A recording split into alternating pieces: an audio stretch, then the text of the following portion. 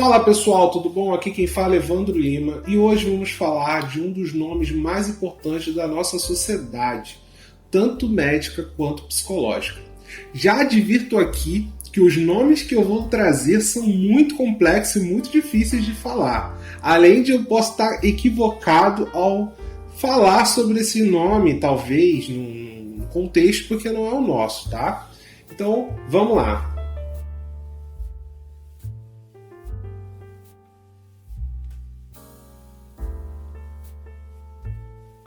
Estamos falando de um russo soviético, tá? Mas independente da ideologia imposta, foi sim um homem muito importante e hoje vamos explicar o que esse velhinho fez.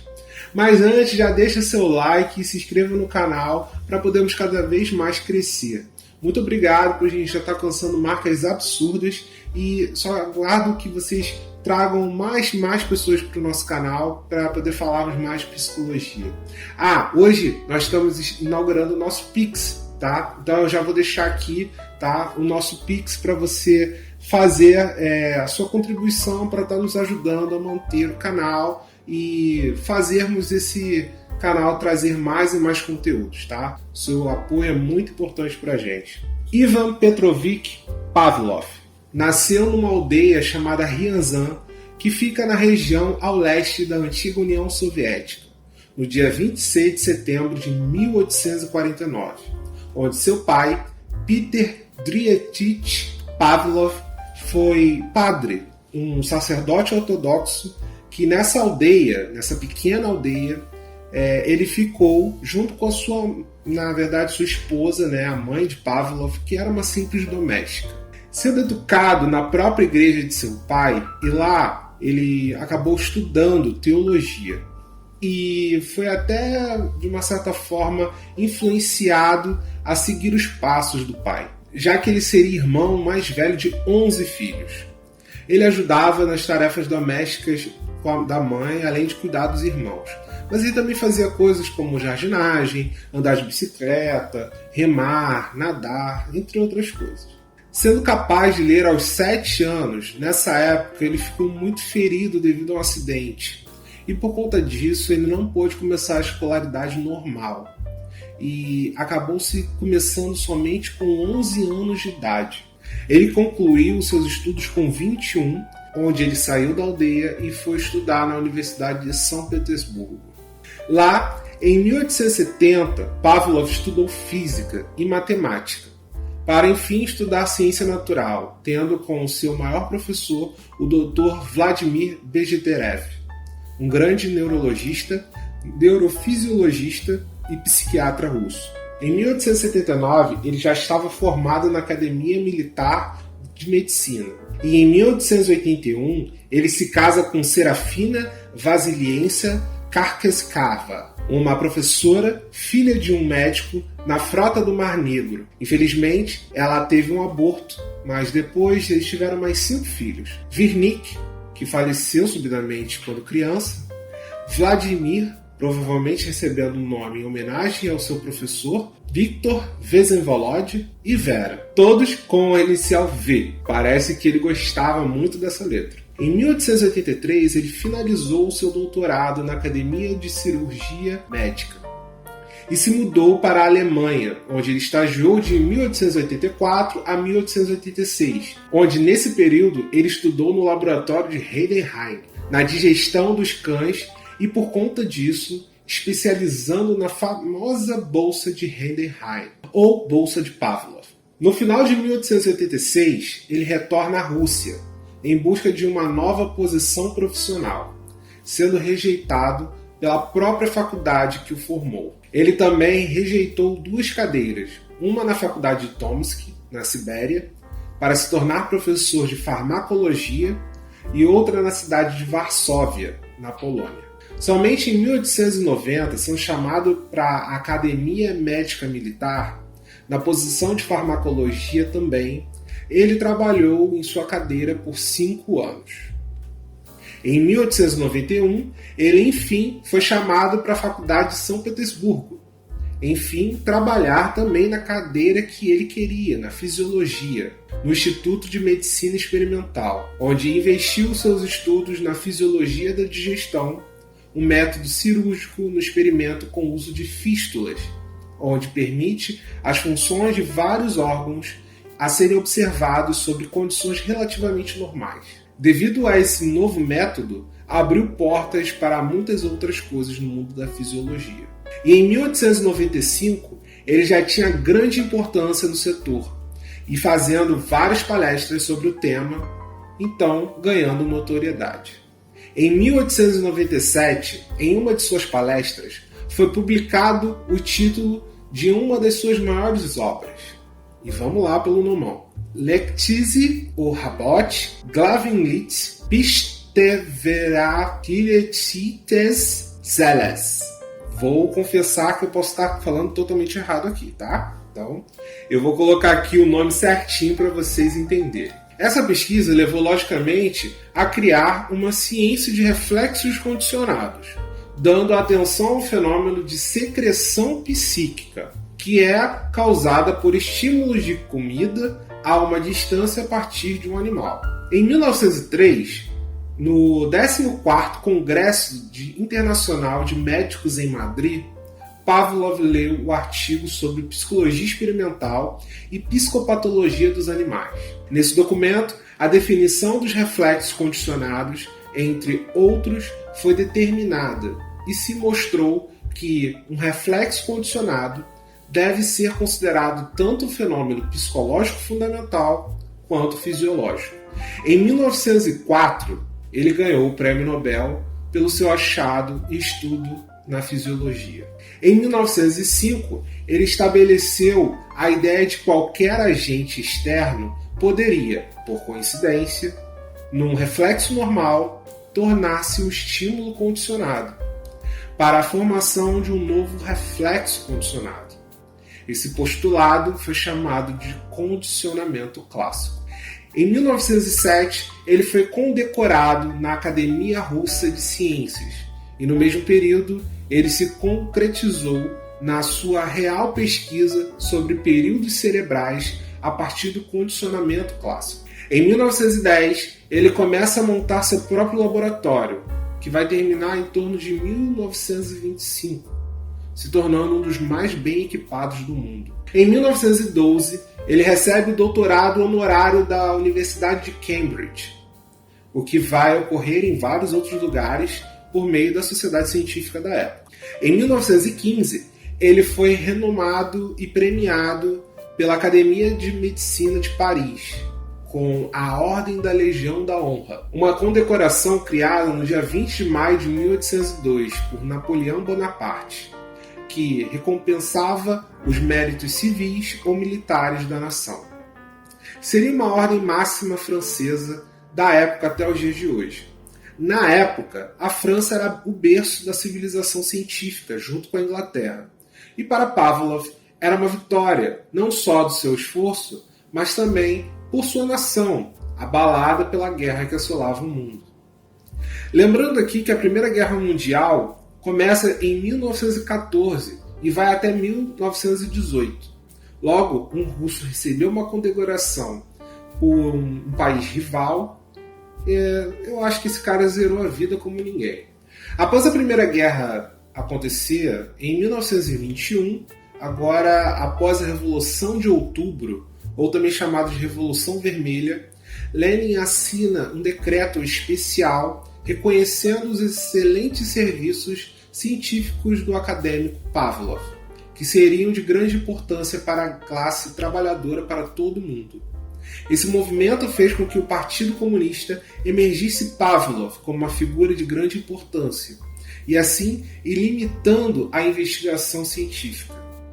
Aqui eu vou fazer uma leve digressão à ideia de que a guerra fez com que a ciência sim evoluísse, e foi o que acabou acontecendo, para o bem ou para o mal.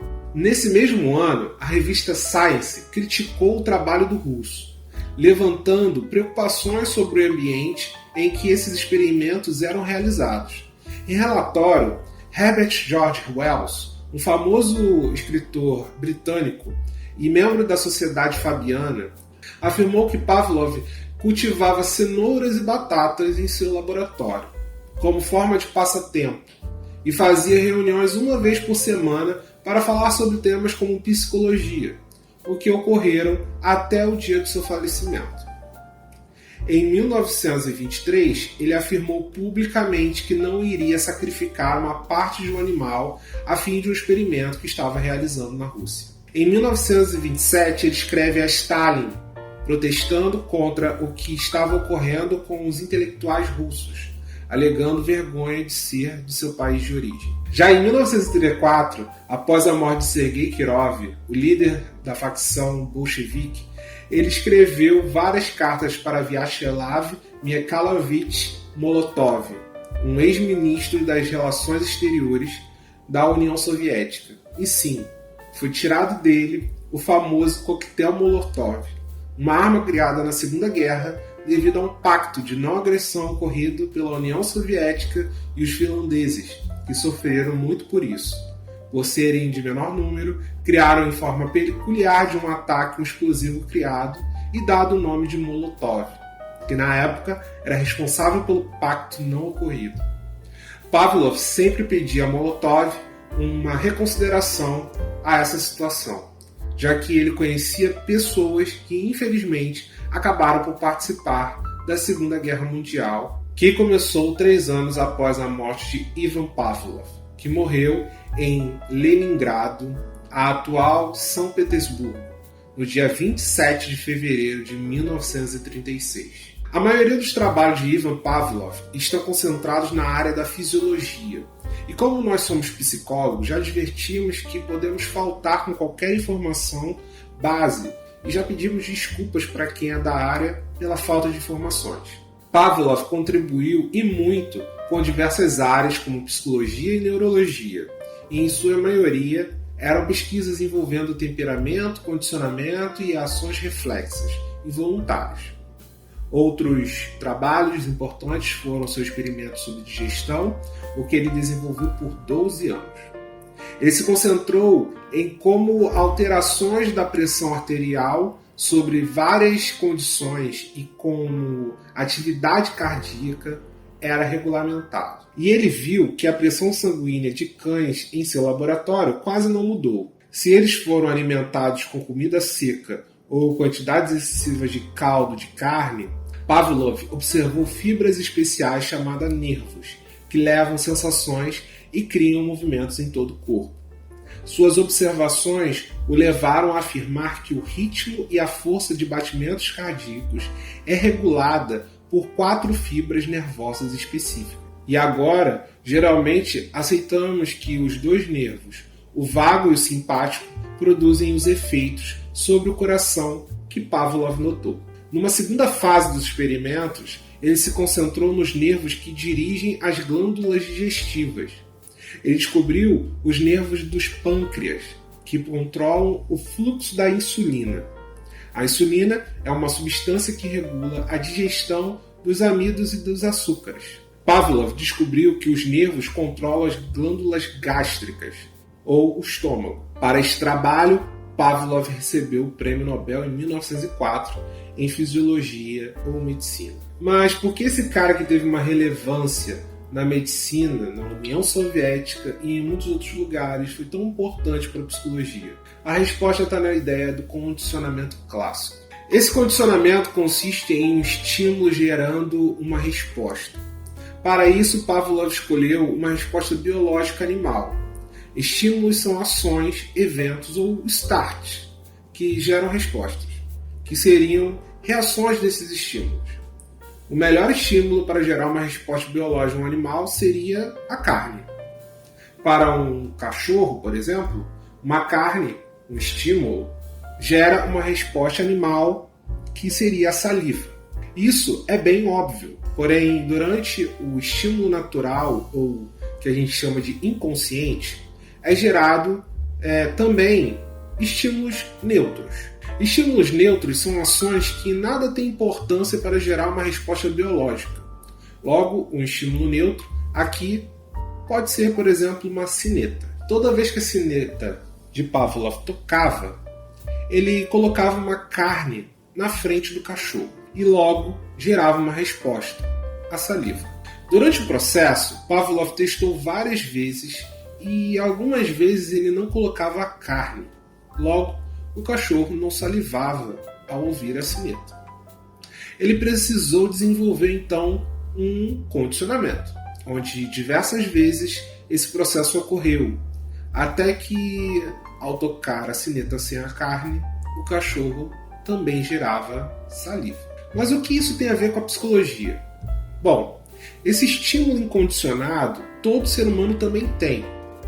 Salivamos quando vemos uma comida gostosa, ou nos excitamos quando vemos uma pessoa bonita, ou ficamos sonolentos quando o som calmo nos acomete.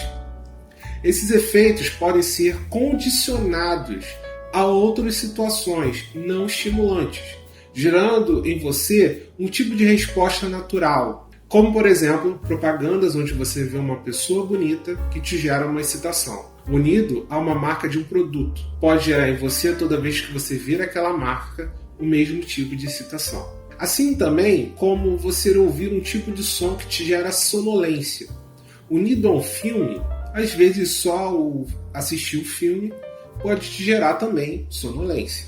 Esses efeitos incondicionados geram a teoria de que todo estímulo gera uma resposta e que pode ser condicionada a outro estímulo, gerando então um estímulo condicionado.